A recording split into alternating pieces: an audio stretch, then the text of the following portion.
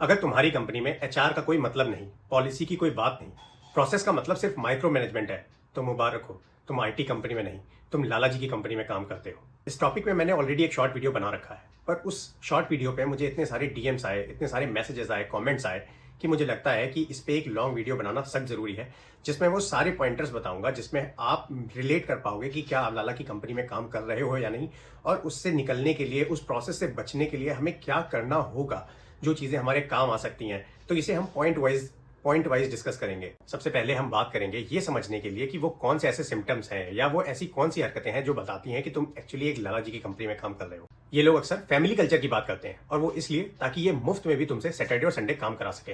लेकिन तुम्हारी मालिक के मूड पे डिपेंड करता है, तुम्हारी सैलरी कब आएगी, तुम्हारी छुट्टी कब कटेगी, तुम कितने बजे आओगे ऑफिस और कितने बजे जाओगे।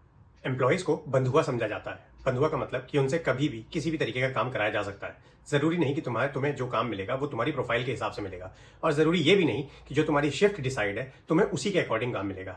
तुम्हें कभी भी फोन आएगा मालिक का और तुम्हें वहां पे लैपटॉप ओपन करके, चाहे तुम ट्रेन में जा रहे हो, चाहे तुम कैब में जा रहे हो, चाहे मैंने लोगों को यहां तक भी देखा हुआ है कि वो मूवी थिएटर्स में बैठ के भी काम कर रहे हैं, क्योंकि यहाँ पे प्रीफर किया जाता है कि तुम कितनी देर ऑनलाइन हो। और असलियत में तुम्हारा सबसे बड़ा एडवेंचर तो उस टाइम पे शुरू होता है जब तुम रिजाइन डालते हो ऐसी कंपनी पे। वो तुम्हें ऐसा ट्रीट कराएंगे जैसे रिजाइन डालने के बाद तुमने कोई बहुत बड़ा पाप कर दिया हो। जो रूल्स और रेगुलेशन पहले तुम्हारे लिए लीनियंट हुआ करते थे, अब वही सारे रूल्स और रेगुलेशन तुम्हारे लिए स्ट्रिक्ट हो जाएंगे।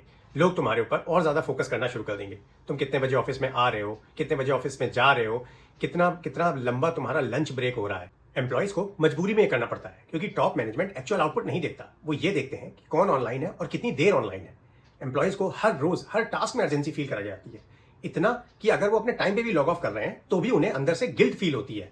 इसीलिए एम्प्लॉयज अपने मन से कंपनी छोड़ के नहीं जाते हैं। इसके पीछे 3 बड़े रीजन होते हैं, जिसके बारे में हम आगे बात करेंगे। सबसे पहला रीजन है अनरियलिस्टिक एक्सपेक्टेशन। एम्प्लॉयज के सामने इतना बड़ा टारगेट दे दिया जाता है कि उन्हें पता है कि वो इतने कम टाइम में ये डेडलाइन अचीव नहीं कर सकते, और फिर उनके ऊपर रेगुलर प्रेशर बनाया जाता है। अब दूसरा रीजन है जो कि है कांस्टेंट अवेलेबिलिटी प्रेशर, और ये पहले रीजन की वजह से ही होता है। तुम्हारी डेडलाइन इतनी पास है, तुम्हारे ऊपर इतना काम है कि वो एक्सपेक्ट करते हैं कि तुम्हें हर टाइम ऑनलाइन रहना है। तुम्हारा वर्क लाइफ बैलेंस कुछ नहीं होता। तुम कंपनी के लिए 9 घंटे नहीं, पूरे 15 घंटे 16 घंटे काम कर रहे होते हो। फिर इन ऊपर के दोनों रीजन की वजह से तीसरा रीजन आता है। मैनेजर्स के अंदर एम्पैथी खत्म हो जाती है। वो बस तुम्हें एक वर्किंग मशीन की तरह देखते हैं। वो तुम्हारा यूज करना चाहते हैं जितना ज्यादा वो तुमसे निचोड़ सकें।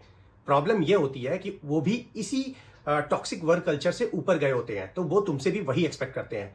ये प्रोसेस ऐसे ही चलती आ रही है और ऐसे ही चलती रहेगी, इसमें कुछ चेंज नहीं होने वाला, क्योंकि जो ऊपर बैठे हुए हैं उन्हें सिर्फ अपने प्रॉफिट से मतलब है, उन्हें और किसी चीज से मतलब नहीं। सही बात तो ये है कि रियल प्रोडक्टिविटी 12 या 15 घंटे बैठने से सिस्टम के सामने नहीं आती। ये आती है क्लैरिटी से, ट्रस्ट से, और एक दूसरे के ऊपर भरोसा करने से। तो बेस्ट कंपनीज वो नहीं होती जहां पे एम्प्लॉइज कहीं से भी ऑनलाइन है, कहीं किसी भी जगह पे बैठा अपना लैपटॉप ओपन करके काम करने का ढोंग कर रहा है। बेस्ट कंपनीज वो होती हैं जो एम्प्लॉय को मौका देती हैं अपने आप को प्रूव करने का, उसको अपना पोटेंशियल दिखाने का, उसको ये साबित करने का मौका देने का कि हाँ वो इसके वर्थ इट है, उसने इंटरव्यू क्रैक किया है, वो जानता है कि ये काम कैसे होता है। उसे फ्रीडम दो और उसे काम करने दो अपने हिसाब से। तो हमें ये बर्नआउट खत्म करना चाहिए और एम्प्लॉयज का साथ देना चाहिए, क्योंकि वही है जिसकी वजह से ये कंपनी ऊपर जा रही है।